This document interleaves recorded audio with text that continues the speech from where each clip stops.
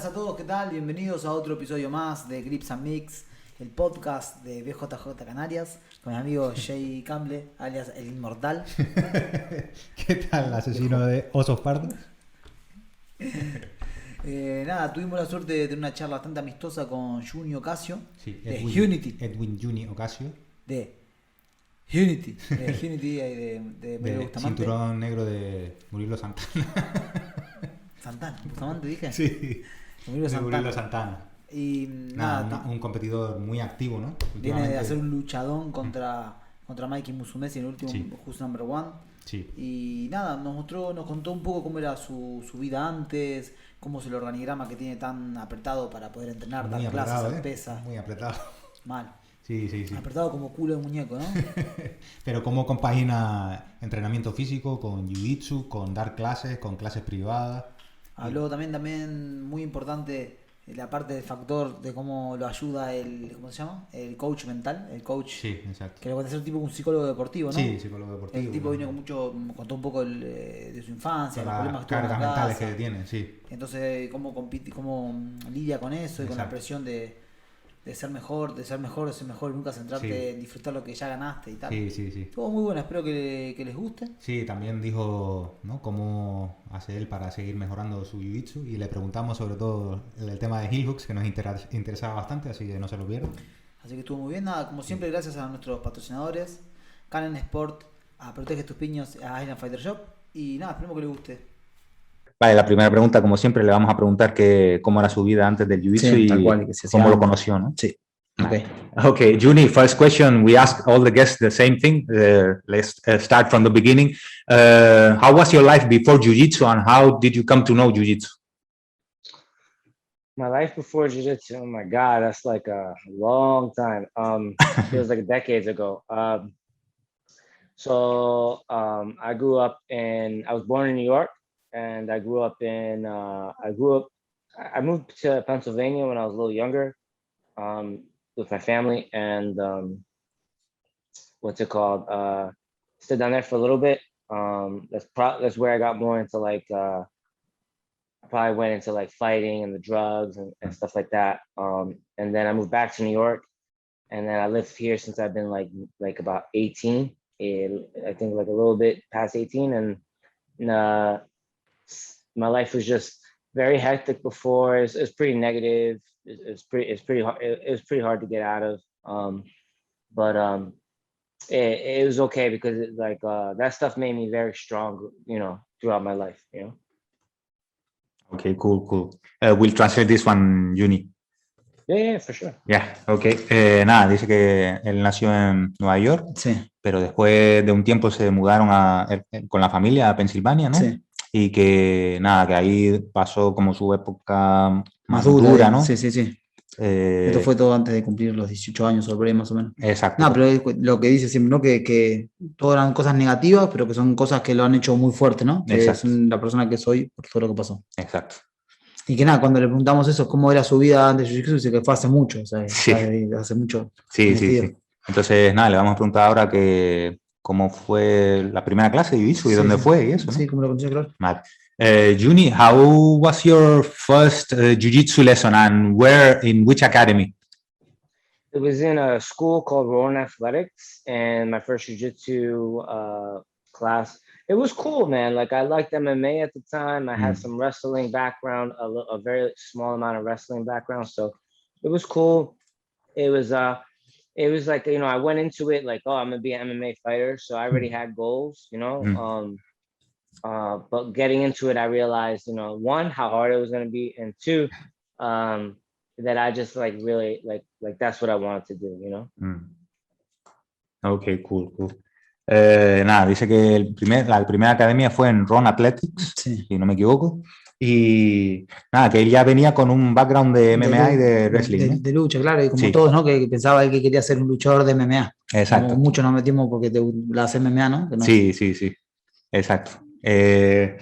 Y nada, Nada, es muy buena experiencia la primera clase, que no, estuvo bien, le gustó. sí, que le gustó. Sí. Le voy a preguntar qué fue lo que le enganchó de Jiu-Jitsu, porque queriendo hacer MMA se cambió a Jiu-Jitsu, ¿no? ¿Qué fue lo que le hizo Tal cual.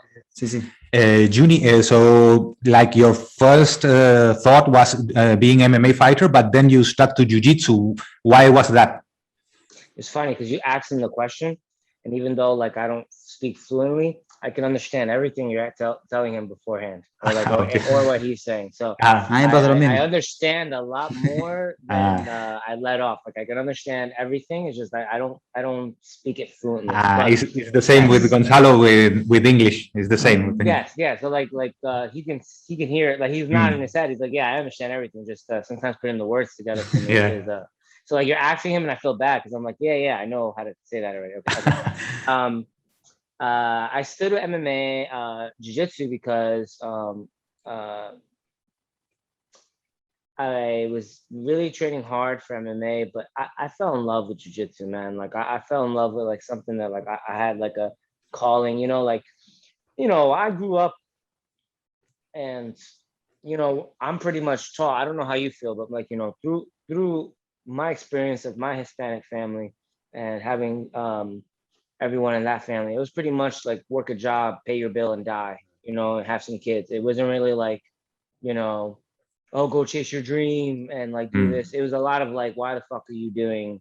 Why are you doing jiu-jitsu? Why you'll never make that. So when I got into it, I really like, I saw myself as a professional athlete, regardless of where that was or what it was. And then I decided that, man, I'm so good at jiu-jitsu, but I want to be like a high level jiu-jitsu guy. I don't want to be just like a okay at jiu-jitsu. Like there's a lot of MMA guys who are like okay at jiu-jitsu. Yeah. But like they're not like amazing at jiu-jitsu. And like I wanted to be different. And I met one of my professor who's my friend, Murilo Santana, who's like a legend in the sport. And I didn't know that at the time. I was just friends with him. And he helped me and he showed me like that I can go high in the sport, and then I never looked back. Cool, man. Okay, we'll translate this one.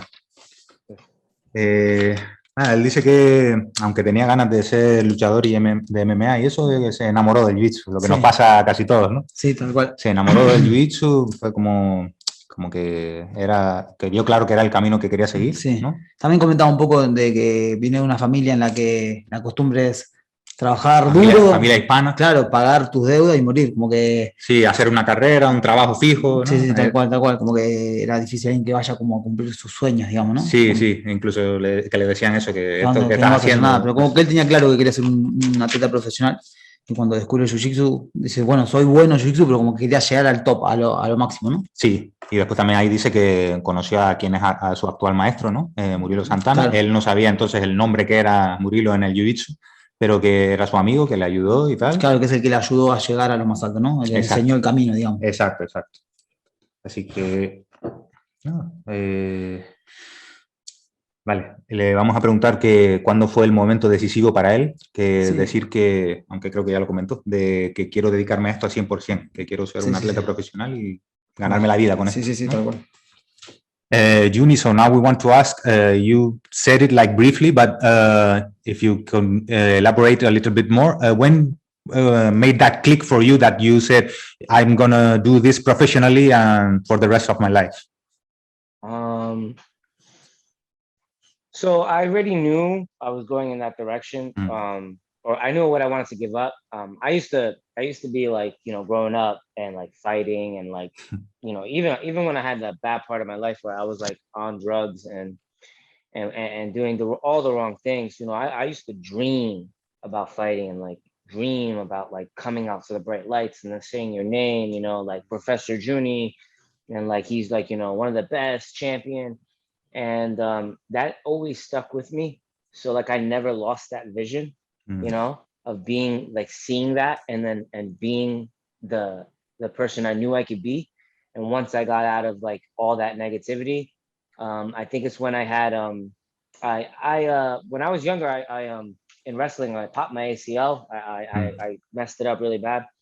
And that was like a big turning point because like getting the reconstructive surgery after like 6 years, that pushed me to the edge, like where I knew I had to give up pretty much everything to come back from the surgery. And then I did. I gave up everything, like I gave up smoking, I gave up messing with pills, I gave up like just everything to just do that. And that was really hard. And then I think it's more when I met Murilo, I could see that, which was like about 3 years in, about 2 years into my career, I could see that I was gonna go, I could go further. And then I knew I was good, but I you know, until then I didn't know like, okay, this is gonna be my career. And then even then, you know, you're doing stuff and it becomes, you know, with it, is everyone telling you to fucking quit, you know, so it's hard. But I think for me, the turning point really was like getting away from all that shit that I grew up from, you know. I come I grew up, and once I got away from all that people, all those people that were so negative in life, or just like, or jealous, or just didn't think I could do it because they couldn't do it. Once I got away from that, it was pretty on point where like I knew where I wanted to go. Like I always gave 100 and I sacrificed everything, you know. Now that's in the beginning, so it's like it's a tricky question when you ask me that. It's because I already knew I was gonna go, and once I got away from that stuff, it was good. But when I saw myself as, okay, now I'm a professional athlete, you know, like I can see it was like probably like 5 years in when I started taking my training to the next level and just really paying attention to things. And I started winning. Well, I would always win, but I started winning the bigger competitions. Then I started being able to like really compete in the room with like the high world-class black belts. And then I was like, okay, well, you know, we're doing something right. And, you know, then I won the invitational on Kasai to fight all the black belts as a purple belt, like 2 weight classes down. And I think at that point, that was the first time that I was able to get on a stage where you walk out and the lights and everything. And I knew right there, I was like, man, that's I'm gonna give whatever I can to really be the best here. So that was definitely, there's a couple turning points, but that one turning point was where I was like, okay, I made it past all this. Now I got to keep going. And you know, that was a real beautiful moment for me, because that's what I saw in my dream, you know. Nice, Junny. Nada, él dice que en realidad él siempre tuvo claro que quería ir en esa dirección. Como iba direccionado hacia eso, claro. Exacto, siempre. Incluso dice que en los malos momentos que se metía en peleas, estaba en drogas y eso. Sí, que siempre soñaba, ¿no? Con eso, de como el profesor Junny, de ser profesor, de ser profesional en algo. Exacto. Y también hablaba mucho del ambiente en el que se movía, ¿no? De que había gente que era celosa, o como decía, como que no iba a llegar, y él decía que no iba a llegar porque por el solo hecho que ustedes piensan que ustedes no pueden llegar, piensan que yo no voy a llegar tampoco. Claro. También comentó que cuando de más joven, haciendo lucha, que se fastidió el ligamento, ¿no? Sí. Y que nada, que aún se pegó 6 años, creo, que hasta que se recuperó del todo de esa lesión, ¿no? Sí, que fue un momento durísimo, sí. Exacto. Fue muy dura la recuperación. Sí, entonces, nada, entre que lo que dices tú, ¿no? La gente que le decía que lo dejara, que tal, no sé qué, hasta que encontró a Murilo sí ya empezó como que le enseñó la luz de que sí podía ser capaz de llegar a esos niveles, ¿no? Claro. Y a veces cuando él se lo empezó a creer, ¿no? Diciendo, sí, él sabía que era bueno, pero quería ser bueno entre los buenos, ¿no? O sea, se da cuenta de compitiendo con sus compañeros cinturoneros, que se empezó a dar cuenta que estaba al nivel. Sí, dice que después, más o menos de haber pasado unos 3 años de haber empezado con Murilo, ahí ya empezó como a verlo más claro. Sí. Y lo que dices tú, a cambiar la rutina y todo eso. A comportarse como un profesional. Claro. A tener en cuenta muchas cosas que capaz que antes no tenía, ¿no? Exacto. Y ¿qué más? Y bueno, habla del momento justo donde él ve que es cuando en el Kasai. Sí, después de todo el trabajo realizado, ¿no? Y claro, que fue el primer evento grande que él dice que se vio con las luces entrando, su nombre. Recibió una invitación. Claro, ¿no? Una invitación que fue. Él siendo cinturón morado, que se enfrentó a todos los cinturones negros que habían en siendo ese 2 categorías evento. más ligeros, dijo. Exacto. Y ahí dijo, sí, o sea, de ahí para adelante iba a ser todo por arriba. Exacto. Vale, entonces, la siguiente pregunta, vale, ¿cuál ha sido el momento más memorable para él en competición? Vale, sí, capaz que sí. Junny, now we want to ask you, like, you've competed at the highest levels and different events, which is, if not one of the most memorable moments for you in competition-wise? Yeah. Okay. Cool. There's There's a couple. Okay. My favorite events and promotions are obviously the professional ones, since that's pretty much at this point what I fight on. So there's like IBJJF, that's like professional, but it's really amateur. You don't get paid for it, and like it's just different rules. And I've competed on that since forever, and I won a lot of major titles on that. And I don't fight in one particular rule set, so it doesn't bother me. But I'd say my favorite is Fight to Win, Kasai, and Who's Number One, which are the most prestigious ones that you can get on. And there's like other events, but I haven't fought in them yet. So, but these are the main three that like I shift back and forth from. I'd say Kasai, I had my favorite moment was Kasai when I was debuted as a black belt, because there's such a long story, but I'm gonna give it to you because it's a good one. Okay. There'll be Fight to Win. I'll say this right now because Fight to Win's a little shorter. Fight to Win, when I won the black belt bantamweight title, and when I defended that title 3 times, and I'm gonna fight again to defend it for the 4th. That title meant a lot to me because that's like winning a championship in a premier organization. And so like you can call yourself, okay, I'm the black belt, no-gi champion of that event. So for me, that's the equivalent of like winning a world title, you know. Even to some, they might not say, but that's a really, really prestigious event to win the black belt no-gi title on, and let alone defend it 3 times in a year is insane. And a lot of these guys, they don't really go out there. They win their title, but they never defend it.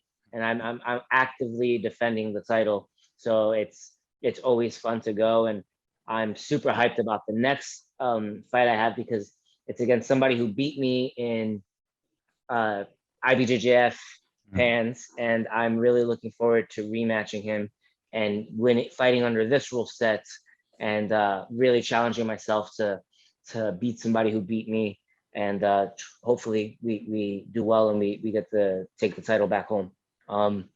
But Kasai debut being that I had to earn my spot, everything. So everything I've ever done in jiu-jitsu, I've always had to earn. It's not like other people, like it's not like today where people just like talk shit and then they just like get in front of the line. I've never done that. And because of that, people like always doubted me. So I won the Kasai qualifier as at the 155 pound. I fight at 135 pounds, but I won the 155 pound one, and I fought black belts, subbed them all as a purple belt. So I fought 3 black belts and 1 brown, and I beat them all. And they were really good. They weren't like slouches.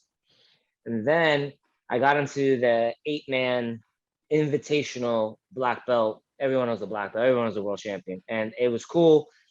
And I got to go fight some of the black belts. And I didn't do bad at all. I mean, I could have did better, but I was undersized, and I fought these guys, and they're huge, and they're also really good. And I fought to a draw with every one of them.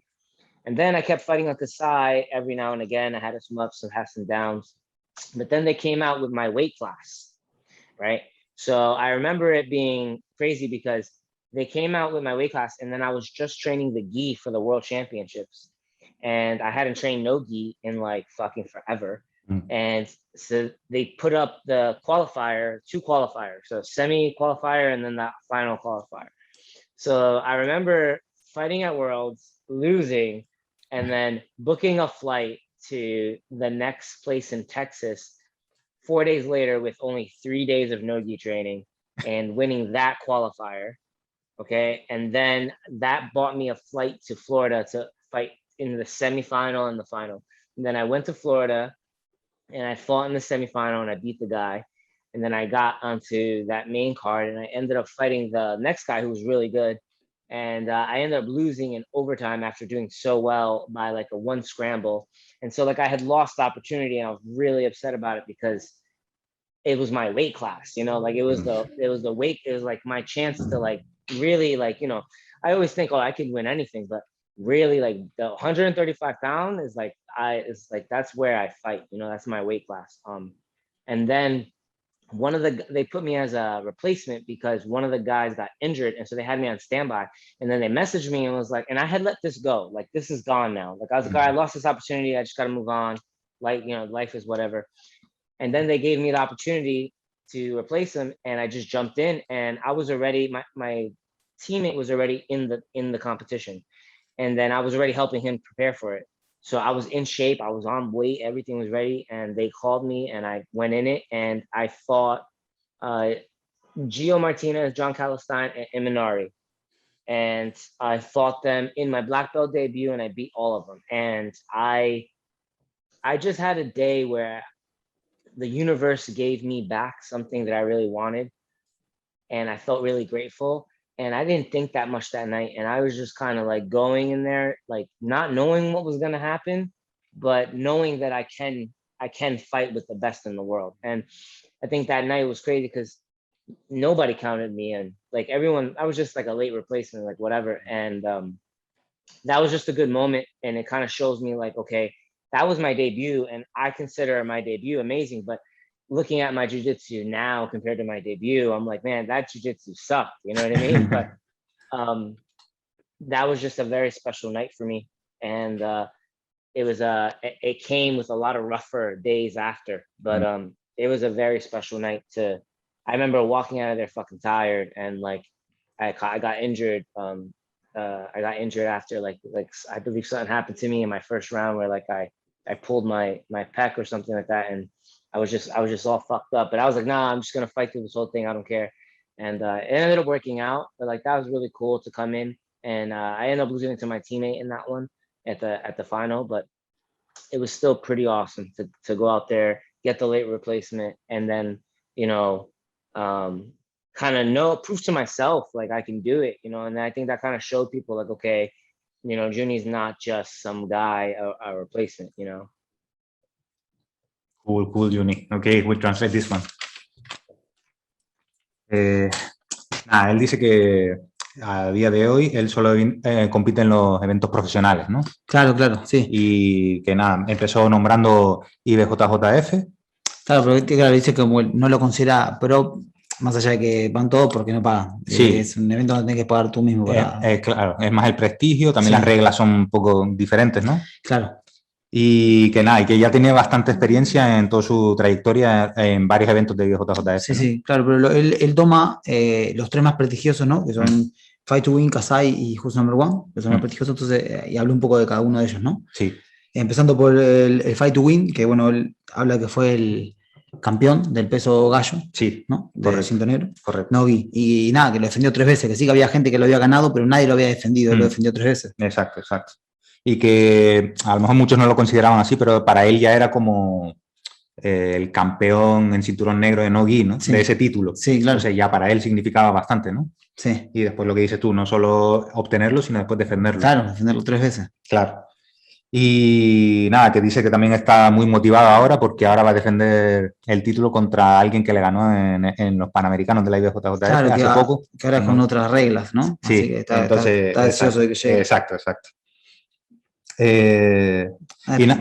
¿Qué no sé? Sí, nada, él también comentaba que eso, que en su caso particular, él no es de los que habla mierda por las redes y eso, y que gracias a eso consigue una lucha o entra en un evento, ¿no? Que él ha sido por el trabajo duro y por el sacrificio siempre. Sí. Y que... Sí, bueno, claro, tal cual. Que hay gente que solo por hablar lo ponen, que él se lo tuvo que currar. Exacto.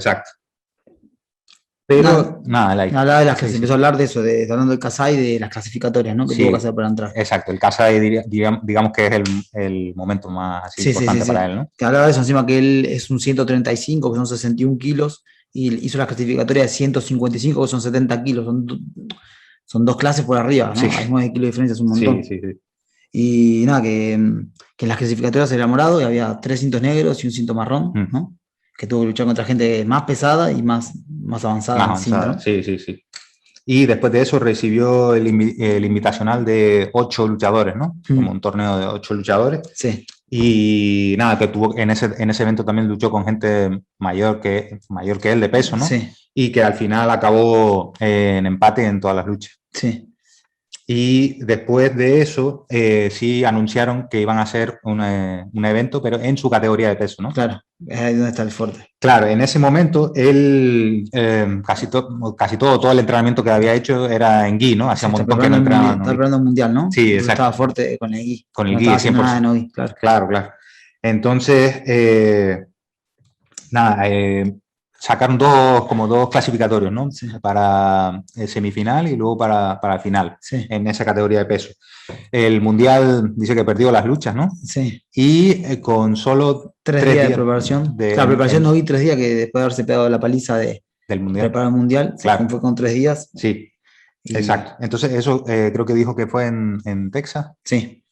Entonces, de ahí Florida. hizo las luchas, Sí. se clasificó a la siguiente. Eso le facilitó que consiguiera el billete para Florida, Sí. como tú dijiste. Y de ahí llegó a la final, ¿no? Y que perdió la lucha, pero en overtime, ¿no? Sí. Y que nada, que dice que fue una estupidez, en un scramble tal, Sí. que se escapó y que fue así, ¿no? Y entonces se le quedó eso en la cabeza, que solo con 3 días de preparación y hasta donde llegó. Sí. ¿No? Sí, tal cual. Y nada, bueno, tuvo la suerte de que entró nuevamente en el torneo como reemplazo. Sí. ¿No? Dice que en su categoría de peso. En su categoría, y que él estaba fuerte porque estaba ayudando a un compañero que también iba a competir, así que él estaba fuerte, estaba entrenado. Y nada, que fue su debut, ¿no? Sí. Y que tuvo 3 luchas durísimas, ¿no? Correcto, la gente pensaba, Junny, como es un reemplazo y tal, no lo contaban, ¿no? Sí. Como candidato al título, Sí, ¿no? tal cual. Y nada, al final dice que acabó ganando a Gio Martínez, a John Calestein y Manari, sí, ¿no? Tal cual. Entonces, claro, ahí él dice que él sintió como que todo el trabajo y el esfuerzo que él había hecho, como que el universo le devolvió como recompensa todo ese tiempo de esfuerzo y demás, ¿no? Sí. Entonces ahí él dice que sí sintió como que ya está al nivel de luchar con los mejores del mundo, ¿no? Sí, y dice que él mirando hoy por hoy, el nivel que tenía en ese momento, que siente que el jiu-jitsu que hacía en ese momento apesta. Sí. O sea, que él ha tenido una evolución mucho más grande a partir de ahí para hacia ahora. Sí. Nada, bueno, pero te dice que tiene los mejores recuerdos de esa noche, ¿no? De salir del evento cansado. Incluso dice que como que se había lesionado, en el pectoral o algo así, que tuvo alguna lesión, pero que nada, la sensación de satisfacción era de que ya mucho está, mayor, ¿no? eso, que puede pelear con lo fuerte de su categoría. Que exacto, ya está y como que demostró a toda esa gente que le decía que no vas a llegar a ningún... Exacto, tal cual. Entonces, nada, la siguiente pregunta... Vale, él ha comentado, si no me equivoco, que él también tiene, ¿cómo se diría en español? Mental coach. Psicólogo deportivo. Sí, entonces hablar un poco de eso, que eso no se habla mucho en el deporte, ¿no? Y cómo lo ayuda. Cómo lo aplica, exacto. Junny, if I'm not mistaken, I've heard you work with mental coaches as well. We believe it's a topic that nobody talks about it in the sport. How do you apply it, or how does it help for you in your case? So for me, the mental coach is super important because I have a lot of before I started seeing them, I would always do well in competition if my head was right. And then if I got in my feelings or I got emotional or anything, those are the times I'd lose big fights. And I got really tired of losing the small, by this much on the big fights. Because I know I'm better than that. But to be better, you kind of have to go back and tackle the insecurities, right? So I have 2 mental coaches. I got one that just is about competition, just competition, and he just makes sure that we focus on the right things when we're fighting, and not casually, not oh, I'm just gonna be positive. It's no, we're gonna focus on this, and our mindset is this. We're going to change words around. We're going to say this every day. We're going to cross-examine each person. We're going to think about what he's thinking about you. You're thinking about him, what the exact right things to focus on. And then I have another mental coach that is everything. And we kind of dive deeper.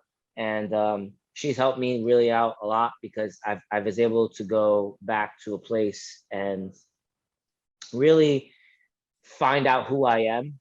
And not be afraid to let it go, because the truth is, people really only know me as Junny works hard and he trains and he fights, but I'm a really corny guy. I have a lot of heart. I joke around a lot. I smile more than people think. I'm playful. I just work so much to make my shit come true that sometimes it doesn't come out like that. But or sometimes I think I have to be a certain way. So like for instance, like if I'm at a competition, a lot of people say I have to be serious the whole time. Da, da, da, da.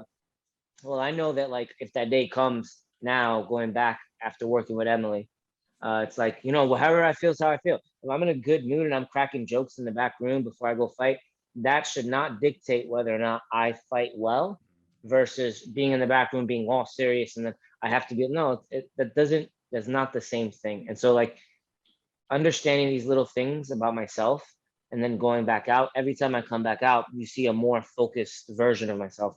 And this is why I think even the matches that I've been losing by like this much, but I've been in them and they've been amazing matches, is because I'm tackling things of my past, and it makes it very easy for me to go back to just fighting and just understanding that, like, you know, I love what I do. I think a lot of the times my mental coaches have to tell me, like, you know, you got to sit back and you got to look like where you're at, who you were, where you come from. And I always forget because I'm always on to the next thing. And I'm always, you know, making sure like we don't underestimate this next opponent, or like, you know, we pay attention because it's important. But then I forget to realize that like all the things I've accomplished as throughout my career, my life, to where I'm at now, to being a professional athlete, to being paid, to do what I love to do, to making instructionals. I forget how awesome I actually am and not so much like, oh, I'm awesome, but like, you know, how much I've worked really hard to make these things come true. And I actually never take the time to sit back and enjoy any of it. I actually always just go to the next thing. And I feel guilty when I sit down and enjoy it, because then I'm like, oh, I'm not paying attention to the next thing. And if I do this, I'm going to lose. And that's not true either. I'm allowed to have my own balance, and I'm allowed to do what works for me.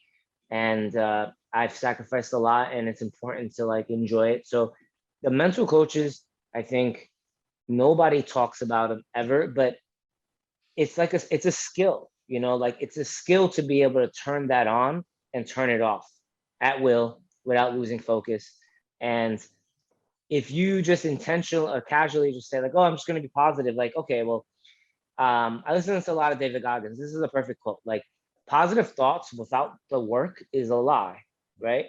Like, yeah, you have to have positive thoughts. You got to focus on the positive, but we have to really like focus and like really like do the work to get mental reps in. That means like when I'm in the training room, when I'm out in the street, when I'm talking to somebody, it's like making sure that we pay attention to how confident we sound. We got to make sure that we pay attention to, you know, my insecurities, my ego being the number one thing.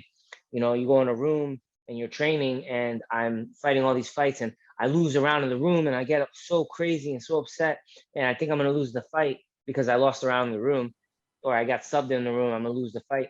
That's not how that works. That's not that one's training, and you're just letting your ego get involved, and ego can hide in many places, and it's so important to try to tackle that. And I think a lot of people don't. And that's why they kind of stay, or they get to a certain place and then they stay where they're at, versus like, I feel like for me, it's changing me for the better, and it's making me a better person, which is the number one thing I think I try to work on these days, is to be just a better person. Because if you're a better person, you're better in your life. If you're better in your life, you're better in your career. Right? So everything kind of follows each other. It's not just about being, okay, the best athlete. It is, but I also want to be happy too, you know, and that's very hard for me to be happy because I come from a lot of bad places. Like I grew up with a lot of Stockholm syndrome, you know, like you love the person who kind of abused you. And you know, my father sexually abused me when I was a kid, and I went through that a lot.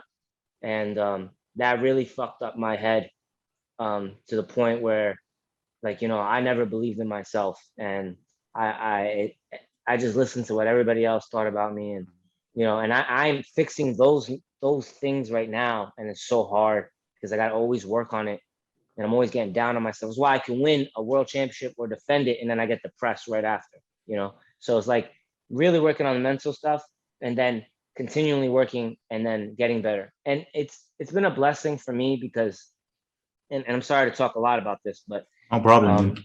it's so huge for me to have that in my life because I don't talk to anybody. You know, I get up, I train, I help everybody else with their day. I don't complain about bullshit. I don't pay attention to the drama. I'm so focused on doing all these things that I never get to talk.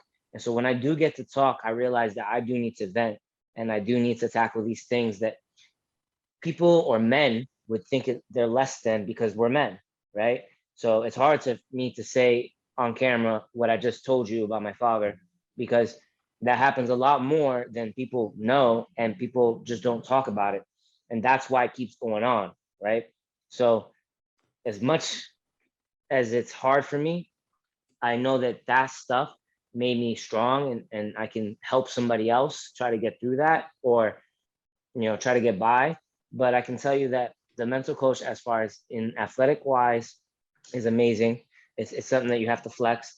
And as a human being, and that's really more important, it really helped me see a lot about myself and refine who I am. And in doing that, it just makes me a better fighter. Thanks a lot, Junny, and thanks for opening up and sharing your story. There's a lot of information already about your story, but thanks for doing it here once more. Of course. We'll cancel this one, Junny. No, él hablaba de lo importante que es, ¿no? Él nombró una tal Emily, que con la que él lo hace. Emily Walk, si no me Sí. equivoco. Nada, dice que es súper importante, que le tiene la cabeza, le ayuda a tener la cabeza amueblada. Claro. Y que nada, también a gestionar la parte emocional, ¿no? Porque también él llegó a un punto que las luchas grandes las perdía por muy poquito, y era porque no estaba centrado y emocionalmente se involucraba mucho en la pelea, ¿no? Y entonces no hacía las decisiones correctas y perdía. Entonces llegó a un punto que dice, no, que tengo que gestionar esto de alguna manera. Sí, también lo ayuda a gestionar la frustración, ¿no? De tener esas pérdidas, digamos. Exacto. Y entonces, nada, él dice que principalmente a dos niveles, ¿no? A nivel deportivo, tiene un coach, ¿no? Que le dice que, o sea, no es solo vamos a pensar en positivo y ya está, sino vamos a trabajar esto, vamos a pensar, a ver, qué estás pensando tú de tu rival, qué piensa tu rival de ti. Sí. Trabajo muy específico, muy directo, ¿no? Eso en el aspecto deportivo, y después a Emily la usa para el resto, digamos, para todo lo demás. Sí. ¿No? Él también, claro, nombraba que eso, de estar bien con uno mismo y transformarse en una mejor persona va a ser un mejor atleta, ¿no? Como que está todo unido. Claro.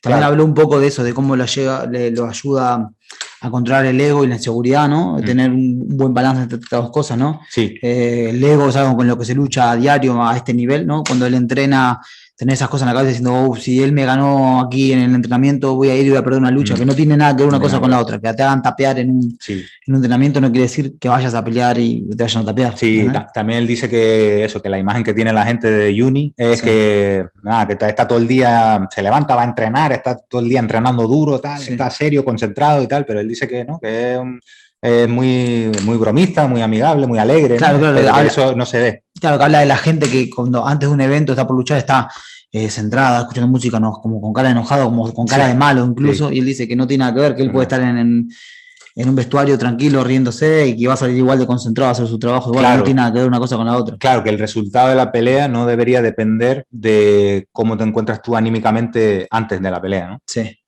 Nada, básicamente eso, decía que lo ayudaba mucho también a darse cuenta de quién es él, ¿no? Sí. Centrarse mucho en él. Sí, exacto. También dice que le ayuda a ser una mejor versión de sí mismo. Sí, porque como que viene de un lugar muy malo, que pasaron muchas cosas cuando era joven, con su padre y tal. Sí. Encima uno confía en su padre, es la persona que está en el mundo, ¿no? Para defenderte, para cuidarte, y que tuvo unas malas experiencias y que eso le jodió mucho, ¿no? Sí, entonces, que es muy difícil hablar de eso, que no se habla mucho de estas cosas. Exacto. Entonces él siempre está tratando de eso, de curar esas cosas. Claro, ¿no? él también dice que lo habla también en público porque... No se suele hablar. Eso, no se suele hablar, entonces habrá más gente que tenga ese mismo problema, y entonces si de alguna manera su historia sirve para ayudar o dar a luz esas historias, pues eso también es el objetivo, un poco lo que él busca también, ¿no? Sí.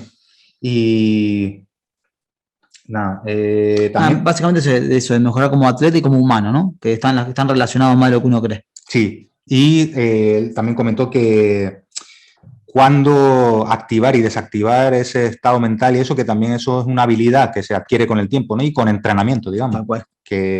nada, que es una habilidad que hay que desarrollar. Y nada, dice una cita de David Goggins que dice que los pensamientos positivos sin respaldarlos con el trabajo que conllevan, eso es una mentira, Claro. es una falacia, eso no sirve de nada, ¿no? Si tú no pones el trabajo necesario para mejorar esas cosas, pues no sirve de nada. Sí, tal cual. Y nada, también decía eso, lo que comentaste tú del ego con los compañeros de gimnasio y eso, pero ya él también lo enfocaba también que no solo aplicarlo ahí, sino para todos los aspectos de la vida, ¿no? Si tú vas por la calle o estás en grupo de amigos y eso, cómo hablas, qué entonación usas y todo eso, pues eso también, todo esto lo cubre, ¿no? Toda la parte del entrenador o el coach psicológico, ¿no? Sí. Y vale. Nada, él también, sí, lo del padre y eso, que sufrió del síndrome de Estocolmo también. También dice que tenía como... Le ha pasado a veces que a lo mejor gana algún título importante y tal, y al día siguiente está depresivo y tal. Sí. Pues, Aprendí eso, ¿no? Como que también le enseñaron a disfrutar un poco de sus logros, ¿no? Porque no puedes estar siempre pensando en el futuro. Bueno, gané algo, como que no tenía tiempo o él no se centraba en disfrutar lo que había ganado, ¿no? Exacto. Y después, si hacía eso, disfrutarlo, después se sentía culpable, porque dice, no estoy haciendo lo que se supone que tengo que estar haciendo para mantenerme Entonces, como que hay que buscar ese balance entre, bueno, gano, paro, disfruto, pero no dejar de pensar, buscar un buen balance entre eso. Exacto. Vale, sí, verdad. Vale, entonces. Vale, la siguiente. Vale, vamos a preguntarle que cómo gestiona él su tiempo, porque él da clases y después también sigue compitiendo al más alto nivel. Vale. No creo que haya muchos que compaginen esto así y también, ¿no? Sí, lo que intentan evitar mucho. Exacto, siempre se enfocan en uno o en otro, ¿no? Que como lo hace él. Junny, now we want to ask you, we don't know if there are a lot of athletes that do the same as you. How do you distribute your time so you can teach and train to compete at the highest level at the same time? So that's really interesting because before the pandemic, I would teach a lot more, and I teach it right now I'm a morning instructor. So I always wake up 4 days, well, probably like 5 days a week, 5:30 in the morning, get up, do what I got to do, drink my coffee, stretch, and maybe study some tape or listen to some affirmations or anything that I need to do before the class. And then I get to the gym and I'll drill for about 30 minutes, but 20 to 30 minutes. I'll start class. I'll run it to about 9 o'clock. And then I will go home. I'll sleep or try to sleep for about 40 minutes. I'll get back up. I'll drink a coffee. I'll stretch. And then I'll go back and do my professional training session.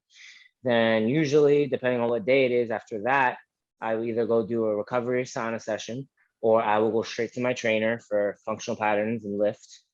And then from there, I will go back again to go do a night class, either for technique or strength and conditioning.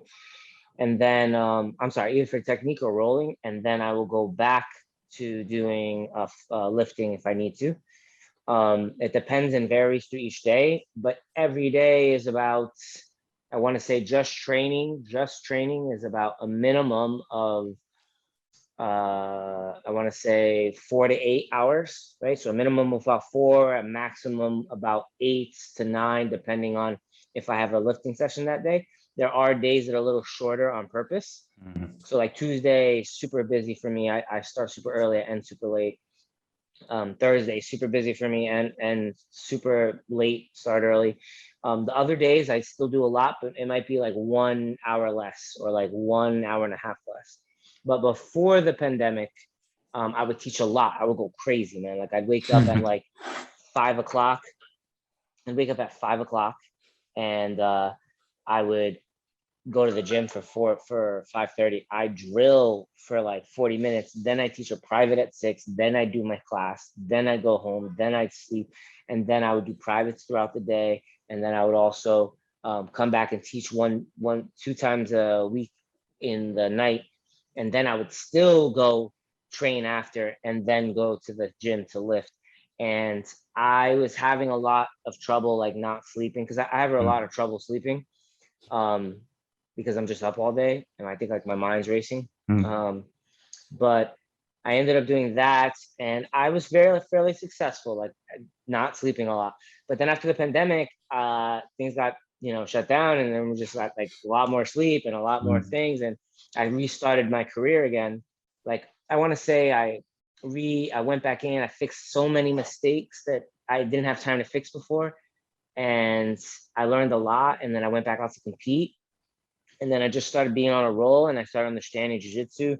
I had a couple losses here and there, but they made me so good. And then the pandemic kind of, well, it's still on, but it's kind of over-ish, right? And it came back, and I decided, talked to my professor, and I decided that I only wanted to teach the 4 morning classes. And I didn't want to come back to teaching at night because I was very focused on in my career. And I finally, I want to give myself a fair shot at being very successful, because I don't want to just become a coach right now. I want to fulfill my dreams, my goals. And so, but I do love teaching, and it's something I like to do and something I learn a lot about, but I have to kind of choose where my time is going to go. And so right now, it's 4 days a week where I teach. And then on the weekends, I teach about 2 privates to 3 privates each day. So that's Saturday and Sunday. And then Fridays, like my least amount of jiu-jitsu I'll do a minimum of probably 3 hours of jiu-jitsu. So like my lowest session, I train every day, no matter what. But like my lowest sessions are on Saturday and Sunday. So those are the days that like I will limit it to, like, instead of some crazy thing, my session for me is like an hour and a half to 2 hours of, that's for the day. That's it. That's super light. That's like condensed, right? So I try to focus more on like technique and like precision instead of just like, just rolling to roll. But balancing it is tough. I'd say like balance where I'm at right now is pretty tough because, we're scheduling this podcast, yeah, with me instructing, and it's in between one of my recovery sessions, and then it's in between teaching it early in the morning and then doing my session. So I think what it is it's very hard to multitask, but I kind of thrive on multitasking, and I kind of thrive on like compartmentalizing. I can compartmentalize pretty well. Part of it is just like growing up with a lot of bad shit happening. So you have to like kind of like keep it in a ball.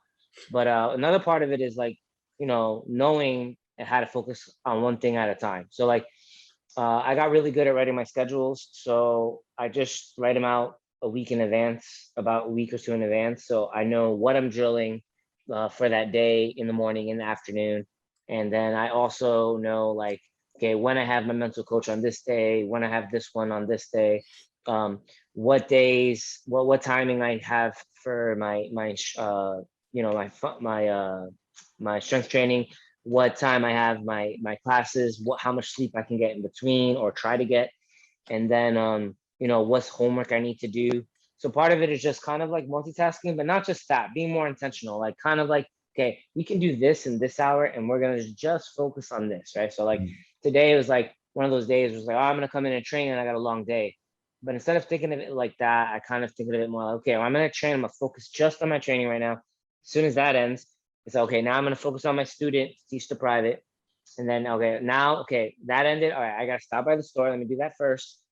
Get home, drop stuff off. Okay, now I'm gonna go back to the gym. Okay, I'm gonna go do this podcast, and I'm gonna focus on the podcast. And then after the podcast, then we'll focus back on training, and then we'll focus on the recovery. So like, just being more aware and more intentional when you spare your time and not let your mind go all over the place. It helps a lot. But part of this is, it depends. I'm not one of the athletes that get to sleep in all day and wake up, I train, and then I go to sleep all day again. That doesn't exist for me in my whole entire life. That's never existed for me.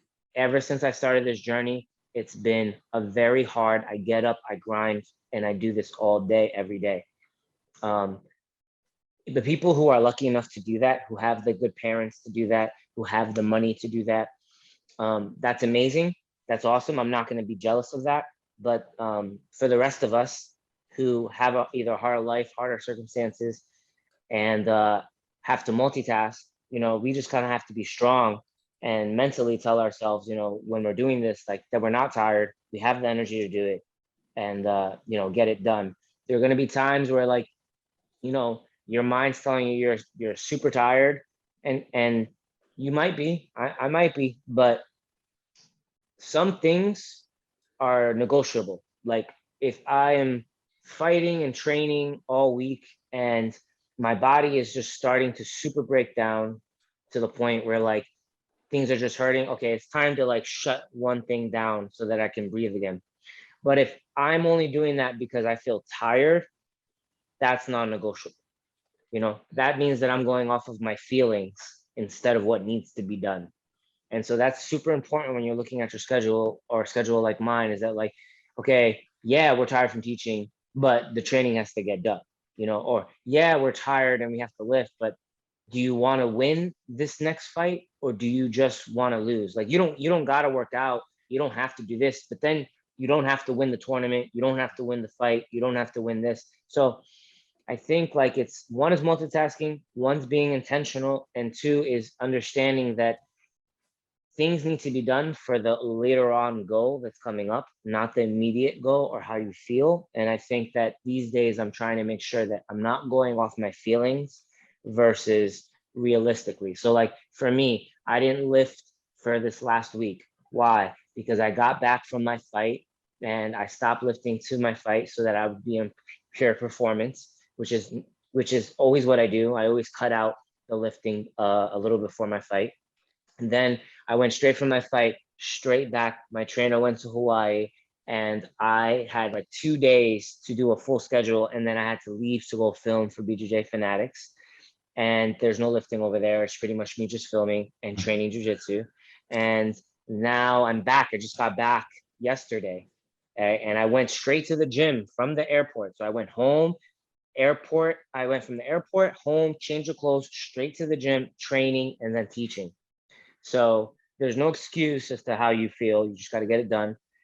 But I didn't lift for a week because I have been training so much that I needed my body to kind of breathe for that week. And I was also preoccupied with a lot of other responsibilities that needed attention. So now those things are out the way. And tomorrow we go right back to what we were doing and what is scheduled to make sure that we win this next fight and not lose this next fight. So there's a little bit of multitasking. There's a little bit of really being honest with yourself about what is actually happening versus how you feel. Like you're not lying to yourself. Like, oh, I'm just not going to go to the gym today. That doesn't happen to me. I usually just go no matter what. But then there's the like, okay, well, I'm doing all this during this week where I have to film all this stuff. This is the time to like breathe a little bit, shorten some things down, like let your body heal, and then we go right back to training. So there's a mixture that needs to happen. But ideally, I'd say you have to be patient, compartmentalize one thing at a time. It doesn't mean you can't do multiple things, it's one thing at a time. And then also just making sure you're being super honest with yourself about, you know, your schedule and what you need to get done and what you can't get done. Because there's a lot of the times that we do things, we make time for what we want to do, you know? So like, I want to play my PlayStation 5, which I've got for like, I found and I got, and I played like, I don't know, like maybe 2 hours on it since I've got it. I want to play it so bad. But when I get home, it's more important for me to sleep than it is to do that. Or it's more important for me to study jiu-jitsu than it is to that. But it's very easy for me to be like, oh, well, I trained all day. I don't need to do this. I'm going to play my game. You do that, or you set that aside for like a weekend. So like if I go on a Sunday and a Saturday, that's okay, because those are my light days. I train throughout a certain time. Those are the times I could do that. But during the weekday where it's work, you know, we're working, I'm not going to sit down and play the PlayStation instead of studying jiu-jitsu tape, because I'm more concerned with being the world champion that I want to be versus playing my Spider-Man game, even though I want to play my Spider-Man game really bad, you know? So that's kind of where I'm at with that stuff. So awesome, Junny. Okay, we'll translate this one. Vale, nada, dice que tenía un horario un poco diferente antes de la pandemia, ¿no? Sí, como que daban demasiadas clases, ¿no? Sí, sí. Y nada, que madrugador, ¿no? A las 5 de la mañana se levantaba y a las 5:30 ya estaba en el gimnasio para dar clases o hacer drills. Sí, encima que eso se levanta, café, estira, ¿no? Sí, la rutina que tenga que hacer o que le apetezca en ese momento. Y después iba al gimnasio, hacía drills y tal. Después tenía clases privadas. Después daba las clases normales, ¿no? A los alumnos. Sí. Después entrenaba, después iba a hacer pesas. Sí. O sea, que decía que arrancaba muy temprano y llegaba muy tarde a la casa, prácticamente. Sí, exacto. Nada, a ver. También hablaba de eso, ¿no? Que por lo general eso, en esas semanas él entrenaba de mínimo, como mínimo, o sea, llegaba a entrenar hasta 8 o 9 horas por día de Jiu-Jitsu. Sí. Es una pasada, es muchísimo. Sí, exacto. Y bueno, pero generalmente nos contó un poco cómo era su rutina y habla mucho de organizarse, ¿no? De tener un organigrama, como le decimos nosotros. Sí, correcto. Con la semana, ¿no? Con las clases que tiene, todo el día contempla cuándo va a hacer pesa, en qué horario, si se puede dormir esos 40 minutos, que si los puede dormir, porque dice que siempre tuvo problemas para dormir. Sí. Pero como que tiene todo contemplado, cuándo va a hacer los descansos, cuándo va a comer, con todo. ¿no? Sí, Tenerlo bien organizado. Sí, exacto. Y habla un poco de las prioridades, ¿no? De manejarlo, ser sincero con uno mismo, sobre todo eso fue lo que repitió más. Si él siente que tiene una lesión o tal, ahí sí quizás quita un entreno e intenta ir a hacer un poco de recuperación, ¿no? Hablaba que un poco al sauna hacer tipo de recuperación. Sí. Pero si es solo por estar cansado, no, como saber cuándo puede quitar y cuándo puede poner algo. Claro, porque ahí ya la prioridad, si tú quieres ser campeón del mundo, pues no te puedes permitir, tienes que hacer el trabajo que conlleva para llegar a ese puesto, ¿no? Sí. Y nada, dice que, bueno, resumiendo eso, el horario que tenía, que comentaste, pues que resumiendo más o menos, solo lo que es entrenamiento, le llevaba como de 4 horas a 8 horas al día, ¿no? Sí. Lo que es entrenamiento, contando jiu-jitsu y pesas y tal, ¿no? Que hay días que te empiezas muy temprano y terminas muy tarde. Y hay sí, sobre todo los martes y los jueves eran los días largos para él, ¿no? Sí. El resto como un poquito menos, como a lo mejor tampoco mucho menos, 1 hora, hora y media menos, pero no mucho más, ¿no? Sí. Y nada, que antes de la pandemia tenía un horario mucho más estricto, más ajetreado, ¿no? Sí. Exacto. No, hablaba que ahora después habló de quitarse y dar solo más bien las clases de la mañana. Sí. Y dedicarse más a entrenar él, ¿no? Que está en este momento. Exacto. Sí, como tú comentaste también, siempre ha tenido problemas con el sueño. Entonces ahí también ha intentado regular eso un poco, ¿no? Sí, también habla de eso que le gusta mucho, ¿no? Pero en este momento tiene que sacrificar un poco de dar clases. Sí. Para tener tiempo para entrenar, sí, ¿no? Porque aparte también habla que entre ese organigrama que tiene, él también cuenta con el tiempo que tiene que descansar, cuenta con el estudio que él tiene que estudiar. Luchas o competiciones, ¿no? Sí. Y sí, también eso, de la pandemia lo que le ayuda también es corregir sus errores, sus fallos en todo ese calendario que él tiene, ¿no? También dice que le ayuda a entender mejor el jiu-jitsu. También ha tenido la oportunidad de competir durante la pandemia, ha tenido algunas derrotas, pero que también le han servido para aprender y crecer, ¿no? Sí. Y nada, dice que ahora solo se enfoca a dar clases por la mañana. Sí. Dice que 4 clases más o menos, así. Pero que ahora mismo está más concentrado en su carrera, ¿no? Claro. Entonces es difícil compaginar las dos cosas a la vez. Sí, que tuvo que elegir. Claro, porque él antes daba clases por la tarde, por la noche también, ¿no? Entonces ahora le dijo al maestro que solo voy a dar las clases de la mañana y el resto dedicado a entrenar. Dice que los días más suaves son sábado y domingo, donde a lo mejor 2 o 3 privadas. 2 o 3 privadas. Por la mañana. Sí, a lo mejor le llevan, no sé, 2 horas, un par de horas nada más. Y después tiene tiempo para entrenar y para rodar. Claro, porque esas horas de los fines de semana es las horas para jiu-jitsu, el resto ya va para otra cosa, ¿no? Vale. Hablaba también de eso, que cada momento hay que centrarse mucho en lo que estás haciendo. Si estoy entrenando. Que eso es importante para él, ¿no? Cuando hace una cosa está haciendo como que da todo 100% de él en ese momento, en lo que está haciendo, ¿no? Exacto. Entonces, nada, él dice que también que conlleva un poco de multitasking, de multitarea, ¿no? Sí. Y que a él le gusta, él se le da bien. Y que también como compartimentalizar todas las cosas que vas a hacer y cuando te toque, por ejemplo, ¿qué hora es? Tengo que dar la clase. Pues ahora voy y me centro en dar la clase. Después tengo que ir al podcast, pues ahora estoy en el podcast y me centro en el podcast. Sí. Y ya está. Sí, pero dice que siempre él está acostumbrado a trabajar así, que siempre lo hizo, ¿no? Con horarios y trabajar duro. Exacto. No critica, dice que hay atletas que tienen la posibilidad de solo dormir, ir a entrenar, dormir, ir a entrenar, que no los critica, que han tenido esa suerte, que hay gente que desde joven teniendo una buena familia, los padres lo ayudan y puede tal, que no fue así, al contrario. trabajo duro y dormir lo justito para descansar, que también es importante el descansar. Y nada, después dice que, por ejemplo, el caso de ahora reciente, él dice que normalmente él cuando tiene una lucha, pues que corta su rutina de pesas, ¿no? Después, por ejemplo, tuvo que ir a grabar para Bjj Fanatics, ¿no? Entonces, en esa semana, que no se dedicó, su principal tarea fue grabar ahí. Entonces, ahí sí tuvo que cortar muchos entrenamientos y demás, ¿no? Pero nada, desde que terminó, volvió del aeropuerto, fue a la casa a cambiarse y directo al gimnasio, ¿no? Claro. Para meter esas horas y Para para volver empezar lo antes a posible. adaptarse de vuelta al... Claro, claro. Y después nada, comentaba también el ejemplo de la PlayStation 5, que dice que la tiene ahí, que desde que la compró la usa a lo mejor 2 horas nada más. Claro, que Pero, eso, que él pone en la báscula eso. Tengo un ratito, Cabo, juego a la Play. No, para mi carrera es más importante descansar o ponerme a estudiar. claro.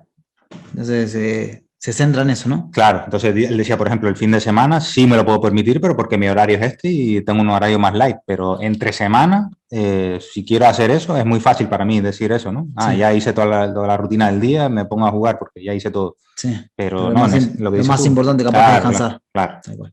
claro. Anda redondeando ya. Vale, sí. Sí, que Entonces, le preguntamos esto, que cómo hace él para estudiar o mejorar su jiu-jitsu día a día y sobre todo el tema de los heel hooks, que un poco, ¿no? Que cómo ha sido su progreso en ese campo, ¿no? Vale. Junny, now we want to ask you, like, what do you do, like, every day to keep improving your jiu-jitsu and don't get stuck? And especially in heel hooks, like I told you before, that we are like just starting to mess around with heel hooks and leg locks and all that. How did you improve in that aspect of your game as well?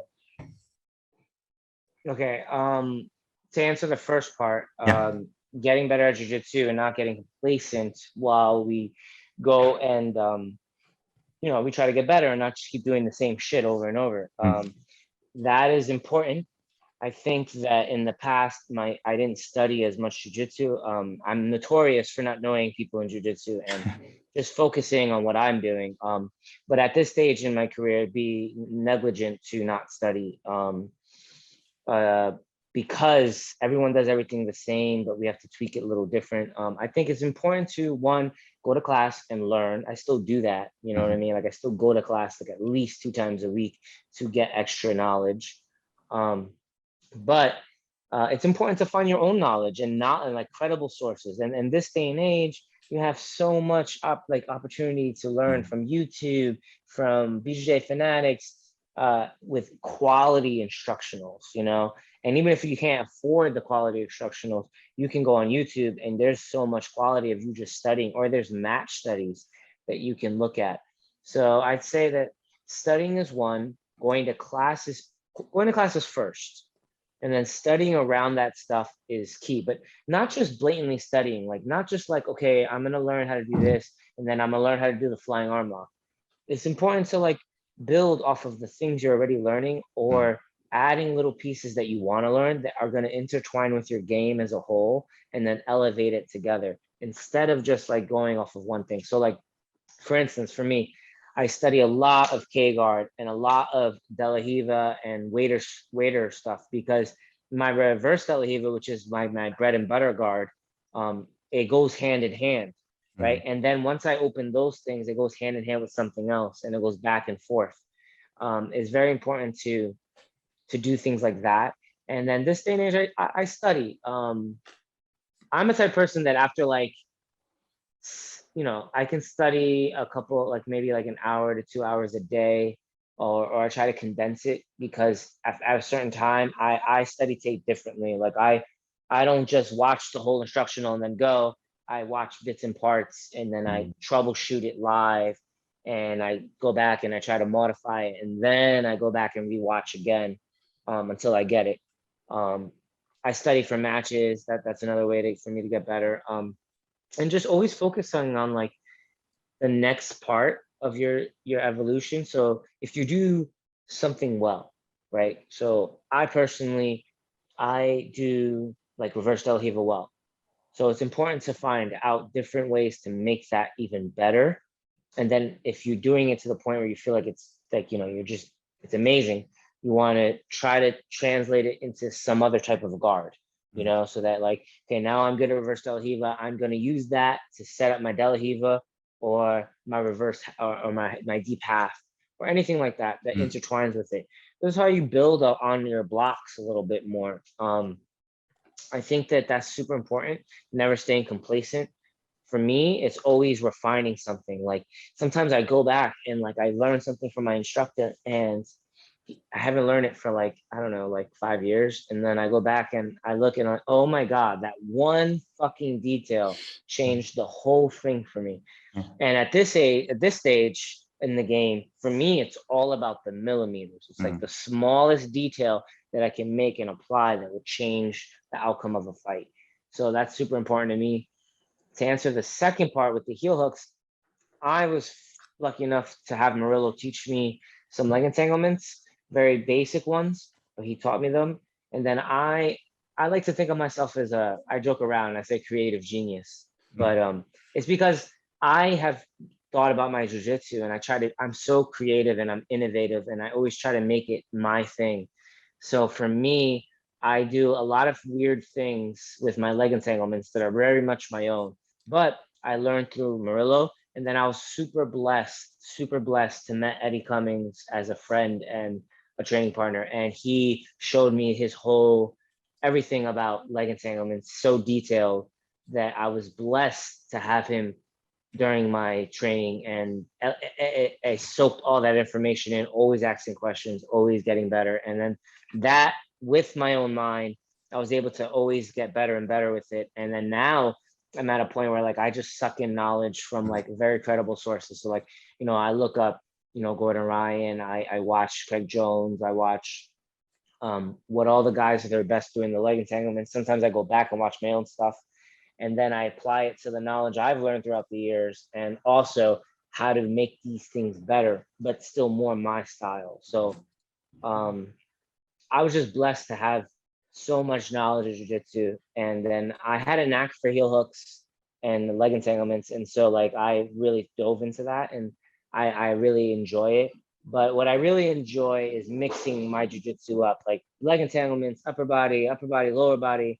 I'm very well versed in every position, and so you know it's one of those things where like, you know, like in my last match, you saw me kind of like, you know, fight out of things that normally probably a lot of people would have got caught with. And that is the highest level that you're going to get at, you know, like that's like playing chess, like speed chess. And that was, if I didn't have that wealth of well-roundedness, I have done well in that fight. So I'm just grateful for having really good quality jiu-jitsu in my life.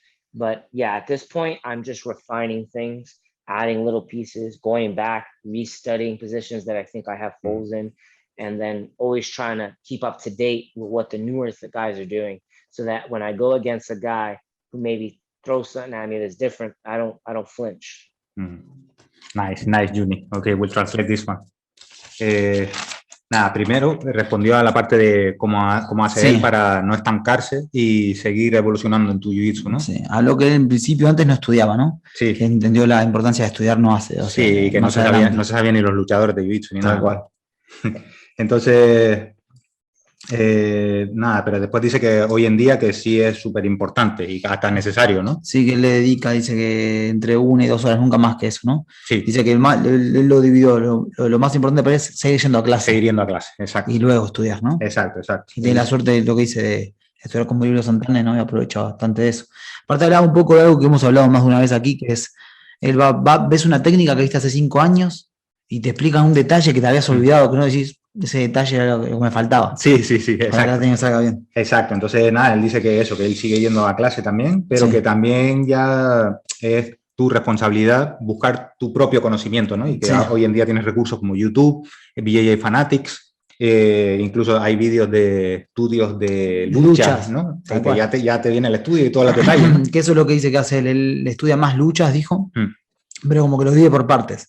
Pero que una pequeña parte, pues va al gimnasio, lo prueba. Exacto. O intenta agregar algo, siempre intenta agregarle cosas que vayan con su juego, que a él le vengan mejor. Exacto. Luego vuelve y vuelve a mirar a ver si a rever esa parte, ¿no? Sí, exacto, incluso un instruccional, ¿no? Él dice que yo no lo miro todo entero y después ya voy al gimnasio y tal, sino cojo un pedacito y lo que hiciste tú, ¿no? Lo mismo que con las luchas, pues con los instruccionales igual. Hablaba mucho que él está, bueno, últimamente dice que juega mucho con la guardia acá, y con de la arriba invertida, ¿no? Que es su guardia, ¿no? Sí, entonces, la de la arriba invertida es su guardia y él está estudiando mucho de eso, guardia acá, de la arriba y waiter sweep, ¿no? Sí, y habla mucho de eso, de intentar transicionar de una a otra, ¿no? Como conectarlas. Claro, porque él dice que a la hora de estudiar lo ideal no es estudio, yo qué sé, ataques de espalda.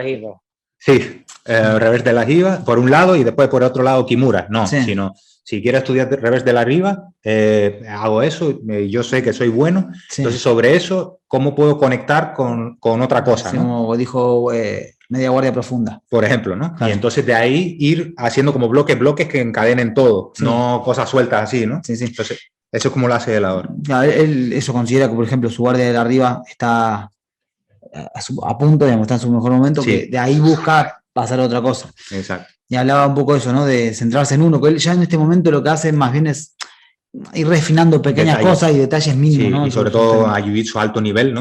Eso es, ahí es en donde entra la diferencia entre uno y otro, ¿no? Y bueno, después empezó a hablar un poco de los heel hooks, que fue la segunda parte, y preguntó, bueno, que lo básico él se lo enseñó a Murilo, ¿no? Sí. Lo más básicas entradas de piernas y eso, y leg entanglements, ¿no? Que él dijo, pues lo básico y eso que se lo introdujo Murilo. Y después él dice que él mismo se hace llamar el genio creativo, ¿no? Entonces él también le echa como su toque personal. Sí, que le gusta ver sus cosas, claro. Sí, le gusta experimentar y todo y tal. Y dice que, nada, que después de eso, que tuvo la inmensa oportunidad y que se siente muy agradecido por eso. Como bendecido, ¿no? Sí, bendecido, exacto. Por haber conocido a Eddie Cummings y por todo el conocimiento que le transfirió en ese ámbito del jiu-jitsu, ¿no? Más ya centrarse en heel hooks y en detalles más profundos, ¿no? Entonces ese dice que también fue un punto importante para él, ¿no? Y para esa parte de su jiu-jitsu. Y después nada, hoy dice que a día de hoy, pues con todo el conocimiento ese que adquirió, pues también a día de hoy sigue estudiando a tops que... Como nombró a Craig Jones, a Gordon Ryan, por ejemplo, que son los que de ataque de piernas los más. Exacto. Y entonces lo que hace es eso, coger detalles de uno y otro y adaptar y mejorar su propio estilo. Intenta llevárselo a su terreno, a su juego. Claro. Su juego. Le intenta meter cosas que funcionan para él. Sí. ¿no? Y nada, vale, también eso se dice que se ve reflejado en su última lucha contra Mikey, ¿no? Sí. Pues que como el hecho de ser no un especialista en algo, sino tener un jiu-jitsu muy completo, cómo le sirvió para defender todo lo que le tiraba y cómo no solo se enfoca en la parte baja del cuerpo, la parte alta. Sí, como no que solo... combina eso, ¿no? Que te ataco tanto pierna, pero paso a otro ataque que da un brazo. Claro. Habla un poco que a este nivel ya era como un juego de ajedrez rápido, ¿no? Como que uno movía ataques, contraataques. Exacto.